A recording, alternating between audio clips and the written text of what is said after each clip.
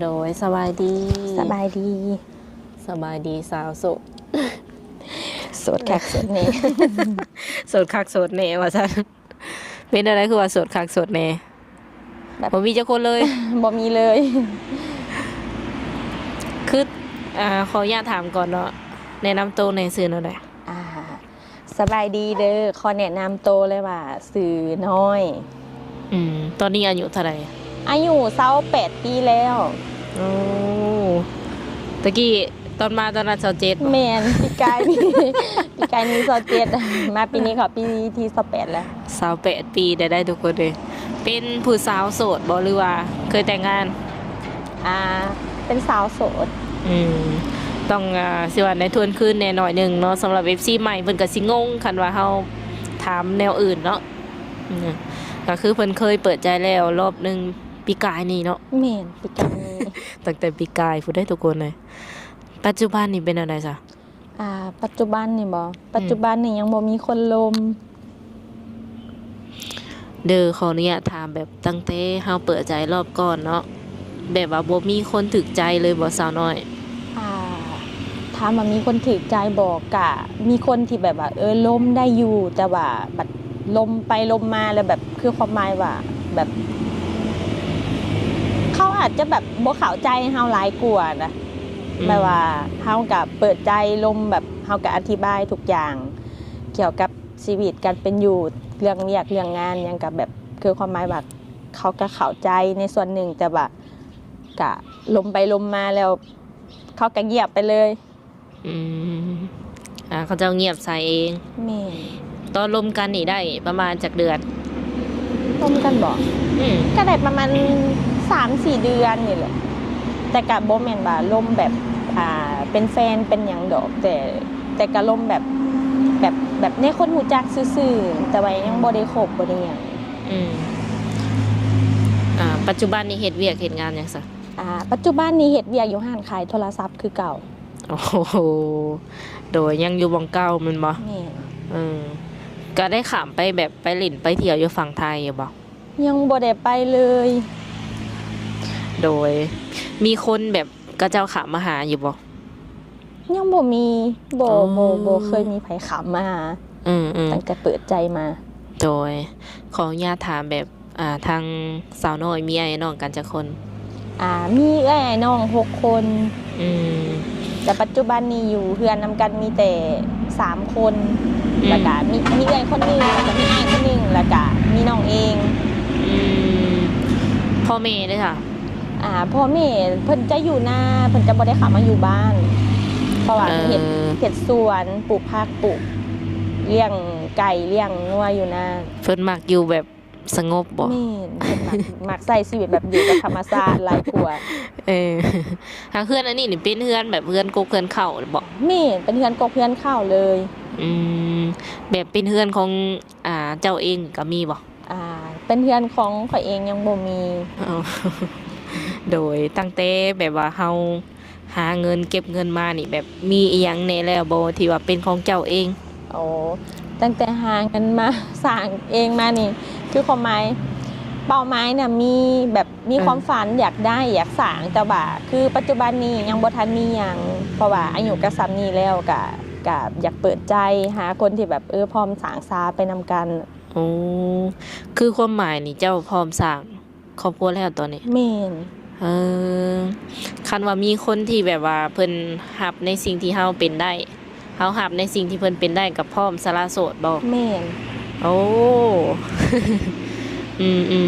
สำหรับหนุ่มๆคนไหนที่ว่าอยากได้แบบภรรยาก็คือพอดีเลยเนาะทุกคนในทางเจ้านี่เป็นลูกคนที่เท่าไหร่นี่เป็นลูกคนที่สุดท้องแม่เป็นลูกสาวหลาได้ทุกคนเลยเจ้าสิไปอยู่นำเพิ่นได้บ่อยู่ได้แต่ว่าคือความหมายว่าน้องเป็นคนลาวเนาะคันว่าได้แฟนต่างประเทศบ่หรือว่าคนไทยคนอีหยังก็อย่าประเทศใดก็อย่าคันถ้าว่าตกลงแบบเป็นแฟนหรือว่าคบหากันคันถ้าว่าเปิดใจคบหากันแล้วถามว่าเฮาไปอยู่นำได้บ่เฮาก็ไปอยู่ได้แต่ว่าคันให้เฮาอยู่นำเลยบ่แต่ว่าเ ฮาก็อยู่แบบทาวรบ่ได้เฮาก็ต้องแบบก็เที่ยวมาหาแม่แน่แล้วก็เที่ยวมาบ้านแน่แต่คันถามว่าไปอยู่เลยหั่นน่ะเฮาก็แบบคือความหมายว่าเฮาก็เป็นคนลาวอีกอย่างเฮาก็มีพ่อมีแม่อยู่พี่นะเฮาก็อยากสร้างพื้นฐานอยู่พี่แน่แล้วก็ไปอยู่น้ำเพิ่นแน่แบบนั้นได้ โอ้บางเทื่อก็อยากมาเยี่ยมบ้านแน่ แม่น เที่ยวไปเที่ยวมา แม่นแบบอยากเที่ยวไปเที่ยวมา หากคิดว่าจะอยู่ฝั่งลาวหรือฝั่งไทยเป็นหลัก คันถามว่ามีเวียกอยู่ไทยฮัดอยู่ไทยเป็นหลักเลยก็ได้แต่ว่าก็ต้องได้เที่ยวมาบ้าน เที่ยวมาเยี่ยมมาเล่น แเที่ยวมาเยี่ยมมาหลินเพราะว่า โดย พ่อแม่ก็อยู่พี่ สำหรับคนที่ว่าเพิ่นอยากให้ไปอยู่พุ่นเลยได้สะ สำหรับคนที่หายไปอยู่พุ่นเลย คือความหมายว่าน้องกะตัวนี้น้องกะแบบจะไปอยู่พุ่นเลยบ่ได้ เพราะว่าพื้นฐานพ่อแม่อยู่พี่แล้วก็เฮาก็ใหญ่มานำเพิ่นแล้วก็เพิ่นก็เลี้ยงเฮามาเฮาก็อยากอยู่น้ำเพิ่นแน่แล้วก็อยากอยู่พุ่นแน่เพราะว่าก็อยากเบิ่งเพิ่นแน่เพราะว่าเพิ่นก็อายุหลายแล้ว ก็คือแบบว่าเที่ยวไปเที่ยวมามันก็ใกล้ได้เนาะสมมุติว่าฝั่งไทย แม่นมันก็บ่ได้ใกล้ คันว่าให้ไปอยู่พุ่นเลยแบบบ่ให้เฮามาเลยมันก็เป็นไปบ่ได้ คิดฮอดพ่อคิดฮอดแม่ แม่น คือแบบอาชีพนอกจากเห็นไห้เห็นหน้าแหละมีอย่างอื่นอีกบ่แบบเฒ่าพ่อกับเฒ่าแม่นี่นะ ถ้าพ่อถ้าแม่นอกจากเฮ็ดนาแล้วเพิ่นก็มีแต่เลี้ยงงัวกับเฮ็ดสวนมันเบิดเท่านั้นมันก็บ่ได้เฮ็ดหยัง บัดเจ้าเองนี่อาชีพเดียวเลยบ่ แม่นอาชีพเดียวเลย คือขายโทรศัพท์ แม่น เดือนหนึ่งนี้ได้ประมาณเท่าไหร่ เงินเดือนบ่ แม่น เงินเดือนหนึ่งก็ได้ประมาณ5 ล้านปลาย พอได้เก็บอยู่บ่ ถามว่าบ่ได้เก็บบ่มีแต่หาใส่แบบเดือนหมุนเดือนเลย อีหยังกระแพงเนาะ แม่นอีหยังก็แพงไปเบิด เวลาที่เฮาไปเฮ็ดเวียกนี่เป็นช่วงเวลาใดหาเวลาใด เวลาช่วงเวลาเป็ดเปียกเนาะเฮาก็จะไป6 โมงครึ่ง 6 โมงตอนเช้าและตอนแรงเลิกเวียกอะ5 โมงตรง คือแสดงว่าช่วงเวลาเฮ็ดเวียกนี่บ่สามารถคุยโทรศัพท์ได้เลยบ่ เวลาเฮ็ดเวียกเขาจะมีช่วงเวลาลมได้อยู่แต่ว่าคันถามว่าค่าเวียกเพราะว่าเวียกเขาจะได้เฮ็ดต่อเนื่องเลยจะบ่มีกะผักเลยนะมีแต่ทอดแต่ว่าตอนกินข้าวก็ลมได้อยู่แต่ว่าบางเทื่อก็ได้กินข้าวน้ำแต่ว่าอาจจะกินข้าวบ่ตรงเวลาแต่ว่าก็ลมได้อยู่แต่ว่าคันให้ลมตลอดก็ย่านเพิ่นให้เพราะว่าเป็นลูกจ้างเพิ่น สำหรับคนไหนที่บ่เข้าใจเนาะว่าโทรไปแล้วเป็นหยังเจ้าคือบ่รับปึ๊บรับปั๊บประมาณนี้คันว่าเจ้าบ่รับแม่นค่าเวียกค่าแขกประมาณนี้บ่ แม่น หรือว่าบ่อยากรับ ส่วนหลายก็มีแต่ค่าลูกค้าคันถามว่าบ่หับเลยค่ะเป็นไปบ่ได้ จะหับแต่ว่าส่วนหลายคนอื่นอาจจะบ่เข้าใจนะผู้ที่ว่าทักมาลมเฮาเลยแบบโทรหาเฮาแล้วว่าเฮาแบบขี้คุยแบบนั่นแบบนี้นะว่าเฮาบ่อยากลมนํก็บ่แม่นว่าเฮาบ่อยากลมก็คือความหมายบางเทื่อเฮาก็เฮ็ดเวียกเมื่อยแน่แล้วก็ลูกค้าหลายแน่บางเทื่อเฮาก็บ่ค่อยมีเวลาลมนํนะเฮาก็จะเน้นเรื่องเวียกก่อน ช่วงใดแน่ซะแบบว่าเฮาสะดวก 100% จังซี่นะแบบบ่ค่าหันค่านี่ คือจะเป็นมือวันผักกับส่วงเลิกเวียกเพราะว่าตอนเช้าเฮาก็ตื่น5 โมงปลายแล้วนะเพื่อเฮาอาบน้ำอิหยังไปเวียกไปหยังเฮาก็ตอนเช้าเฮาก็จ้องได้อนามัยห้านเฮ็ดเวียกเลยเพราะว่าเขาเวียก7 โมงตรงแต่ว่าคันว่างเวียกเลยคือ5 โมงปลายขึ้นไปจะมีเวลาลมโทรศัพท์จนฮอดประมาณ 7-8 โมง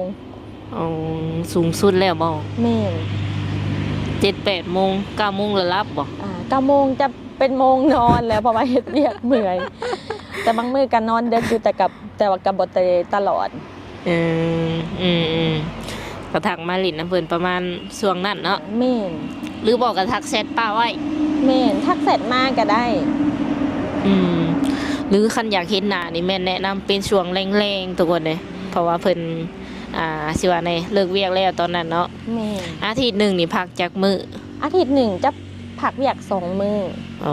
ก็ดีเด้อเนาะเสาร์อาทิตย์บ่เฮาเลือกมื้อพักได้ในเดือนหนึ่งเลือกมื้อพักได้ในเดือนหนึ่งหรือในอาทิตย์หนึ่งในเดือนหนึ่งเดือนหนึ่งผัก2 มื้อแต่ว่าเลือกมื้อผักได้เลือกผักมื้อที่ว่าเฮาจำเป็นบ่หรือว่าเฮาอยาก ไปหลินไปเที่ยวหยังเฮาก็สามารถพักได้ในเดือนหนึ่งเขาจะเลือกพัก2มื้อ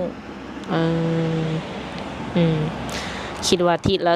2มื้อสินะกำลัง เดือน ว่า ละ2มื้อ วันหยุดหน่อยแฮง โดยสำหรับคนไหนหรือว่า FC เนาะเพิ่นติดตามเจ้าและเพิ่นอยากมาเยี่ยมมายามฮอดเฮือนฮอดซานจังซี่นะสะดวกอยู่บ่ สะดวกคันถามว่ามี FC คนที่แบบติดตามเฮาแล้วก็แบบคือความหมายว่าสนใจอยากมาหลินมาหยังอยากรู้จักหักแพงเป็นน้องสาวบ่เป็นอิหยังบ่ก็มาได้ เพราะว่าเฮาก็สะดวกแต่ว่าก็ต้องแบบก็ต้องทักเสร็จมาแล้วก็ต้องนัดเวลาล่วงหน้าเพราะว่าเฮาจะได้ขอพักเรียกทันอืมอืม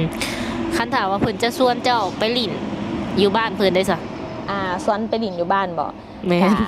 ไปได้คันไปหลินแต่ว่าเฮาก็ต้องหาช่วงเวลาไปเพราะว่าเ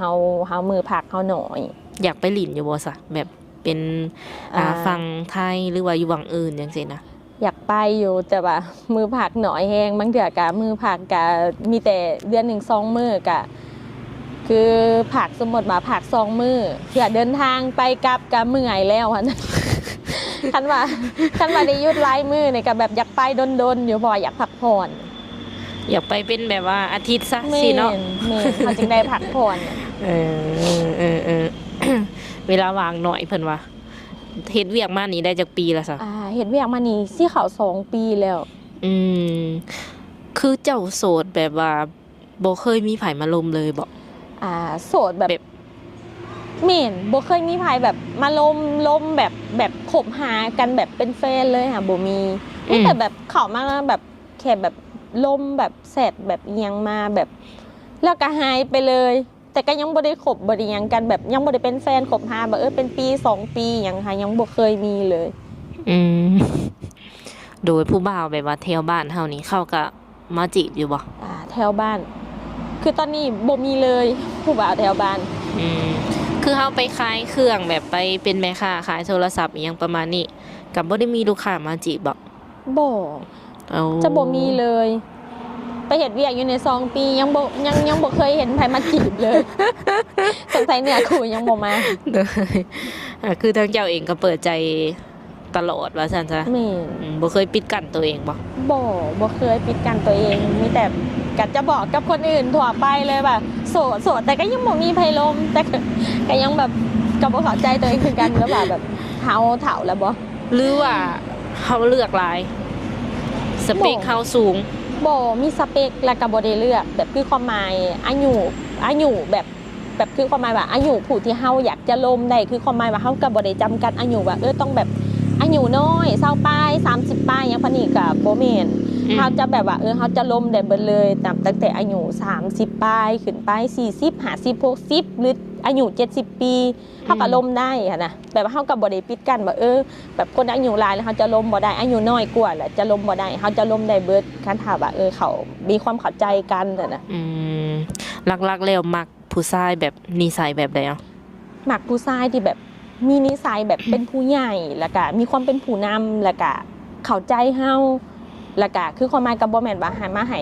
เข้าใจเฮาฝ่ายเดียวดอกแต่คือความหมายว่าก็อยากให้เปิดกว้างในความคิดแน่จะบ่มักแบบผู้ชายแบบที่แบบว่าอีหยังหน่อยนึงก็แบบน้อยใจแบบเครียดแบบอีหยังนะเฮาจะมักแบบนิสัยเป็นผู้ใหญ่หลายกว่าประมาณนั้นเนาะหักแบบว่าบางครั้งเพิ่นอาจจะไปหลินไปเที่ยวแน่กินเหล้ากินเบียร์น้ำหมูน้ำหยังจังซี่นะอนุญาตอยู่บ่อนุญาตให้ไปได้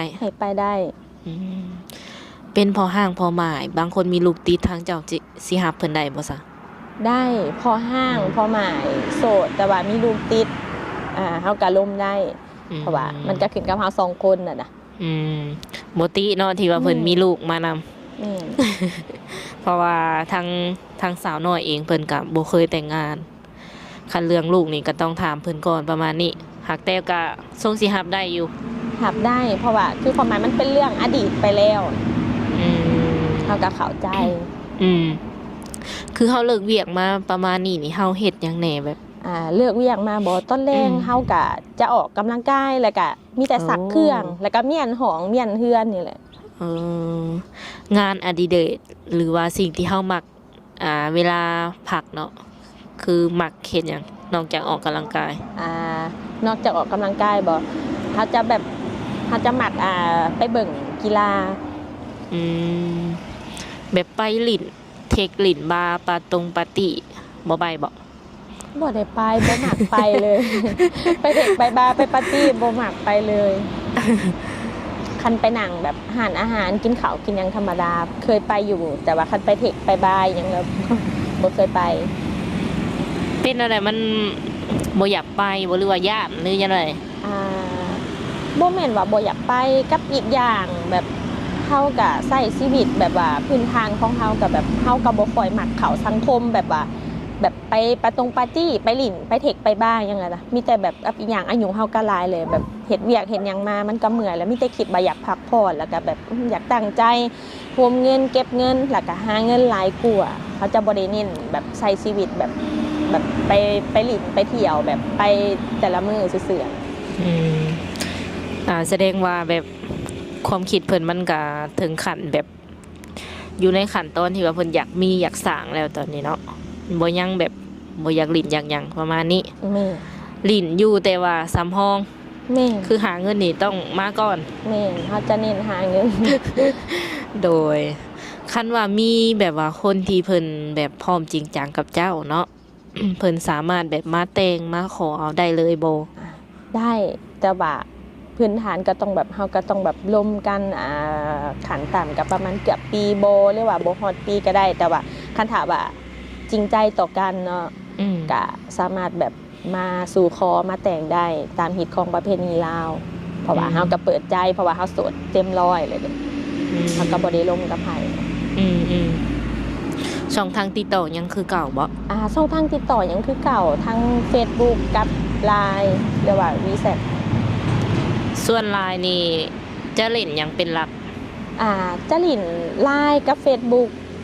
อืมสมมุติว่ามี FC ขอเลยสะดวกแจกทั้งสองอย่างบ่ สะดวกแก่ทั้งสองเลย เป็นเฟซและไลน์ แม่ โดย สามารถทักมาเอาได้เนาะทุกคน ตอนนี้ก็โสดสนิทว่าซั่นเนาะบ่มีคนคุยเลย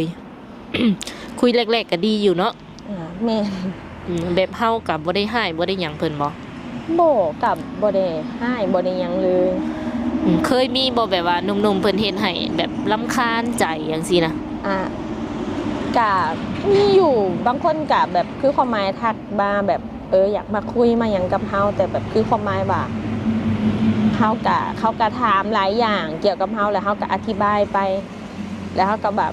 มันบ่มีคนเข้าใจเฮานะแต่ว่าคือความหมายเขาก็มาถามเฮาคืนว่าเป็นหยังคือบ่เข้าใจกันแบบคือความหมายว่าคันถ้าเขาเข้าใจเขาคือสิมาถามเฮาคืนว่าเป็นหยังเขาคือบ่เข้าใจเขา บางอย่างก็เจ็บหัวบางอย่างก็จนแบบรู้สึกแบบรำคาญนะรำคาญแบบจักแบบใดรำคาญแบบว่าเขาบ่จักแนวสิอธิบายเขากับเพียงจะบอกว่าเขาบ่เข้าใจเฮาแบบคือความหมายส่วนหลายเขากระทำแบบเป็นหยังคือโสดเป็นหยังคือบ่มีแฟนเขาก็แบบส่วนหลายคนสิมาลมเฮาน่ะเขาบ่เข้าใจในความเป็นเฮาน่ะ แล้วเขาก็ถามว่าเป็นหยังคือบ่เข้าใจ ก็เลยถามเขาคืนไปว่าขนาดเราถามเราเป็นผู้ถามเรายังบ่เข้าใจเขานะ เขาก็เลยถามเราคืนมาขนาดเจ้ายังบ่เข้าใจ อันนั้นเป็นแบบสาเหตุแบบว่าลักๆที่เฮ็ดให้แบบคบกันบ่โดน แม่นแบบเสร็จมาเขาก็ถามแบบคือบ่มีแฟนจังซั่นจังซี่คือโสดล้มหลายคนบ่จังซั่นจังซี่ก็คือความหมายเขาก็อธิบายไปว่าเขาบ่ได้ล้มหลายคนแล้วก็กับอีกอย่างเขาก็แบบเฮาก็ต้องการคนที่ว่าเข้าใจเฮาแบบบางเทื่อเฮาก็เฮ็ดเวียกกันหยังเฮาก็บ่ค่อยมีเวลาแบบล้มกัน24ชั่วโมงอ่ะนะแต่ว่าเฮาก็มีอยู่โมงแล้วล้มได้อยู่ตอนเฮ็ดเวียกเฮ็ดหยังก็ยามแบบอยากโทรหากันแบบว่างเรียกว่างหยังก็โทรหากันได้อยู่แต่ว่าบางเทื่อก็เขาอาจจะบ่เข้าใจเขาจะคิดแบบแบบเฮาขี้คุยเพราะเฮาบ่อยากล้มแบบเฮาเป็นแบบนั้นแบบนี้จะเข้าใจเฮามีผู้บ่าวบ่อันนั้นอันนี้นะบางเทื่อเฮาเมื่อยบางเทื่อตะแลงมาดอกบางมื้อบางเทื่อก็เฮาก็ส่วนหลายเฮาก็บ่สบายแน่เป็นไข้เป็นหยังแน่นะเพิ่นก็บางเทื่อก็เสร็จมาในช่วงเวลานั้นเฮาก็บอกว่าเฮาอยากนอนเฮาอยากพักผ่อนเพิ่นก็บ่เข้าใจเลยเด้ เพิ่นก็ว่าเฮาบ่อยากคุยกับเพิ่นบ่อยากล้มกับเพิ่นแล้วก็ว่าเอาใส่สารพัดแนวก็เลยแบบโอ้แบบคือความหมายมันสิหาคนเข้าใจเฮายากแล้ว จริงๆเฮาก็อยากนอนอีหลี แม่นอยากนอนนี่บางเถื่อเป็นขายก็แบบมากะอาบน้ำกินข้าวบางเถื่อก็อยากนอนแบบบางเถื่อก็บ่ได้ลิดเลยโทรศัพท์ แต่ว่าเพิ่นก็เว้าเซลหลายอย่าง เออเออบางคนก็ระแวงเกินไปอะไรเนาะ แม่น ระแวง บาง ที่ เถื่อก็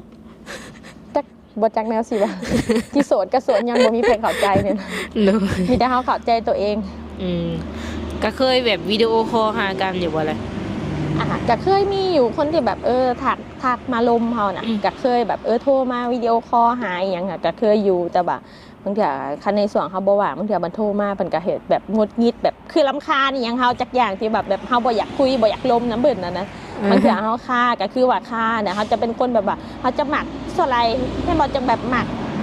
นิสัยแบบผู้ใหญ่เพราะว่าเฮาอยากให้เขาเข้าใจเฮาแน่ว่าบางเทื่อคันว่างก็คือเฮาลมน้ำได้คันบ่ว่างก็คือเฮาบ่ได้ลมกับเฮาบ่สบายกับเฮานอนอีหยังแบบนี้นะสไลด์เพิ่นก็บ่ค่อยเข้าใจมีแต่ว่าเฮาแบบบ่อยากลมนำหั่นน่ะ พระเจ้าตัดปัญหาแบบใด นี่แต่ตัดปัญหากะบางเทื่อก็บ่ต่อเสร็จแล้วก็มีแต่แบบว่าคันบ่อยากลมคันบ่เข้าใจแล้วเฮาก็แบบมีแต่ก็บ่ลมกัน บ่ได้บอก บ่ได้บอก มีแต่แบบว่าเฮ็ดเงียบไปเลย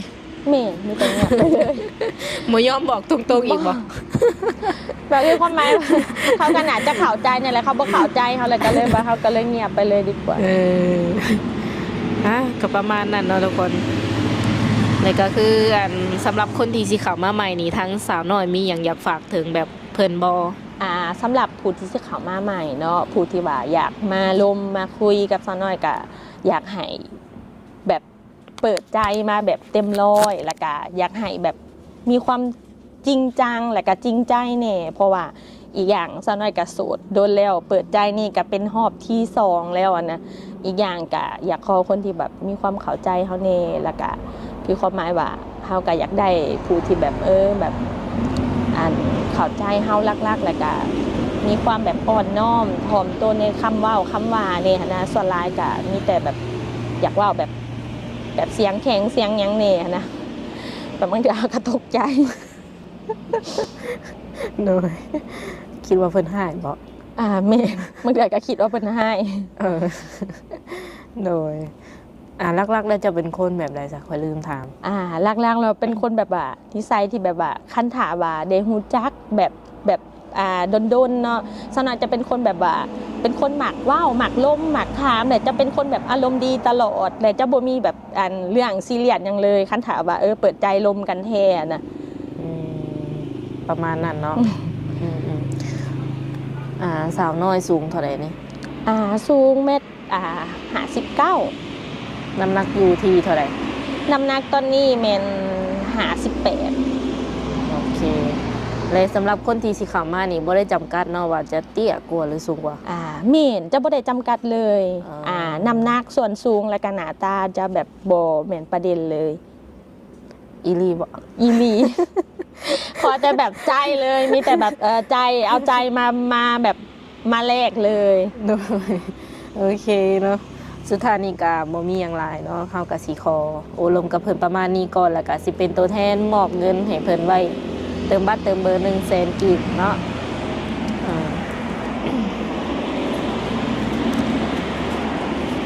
เอาเงินก่อนทุกคนเลย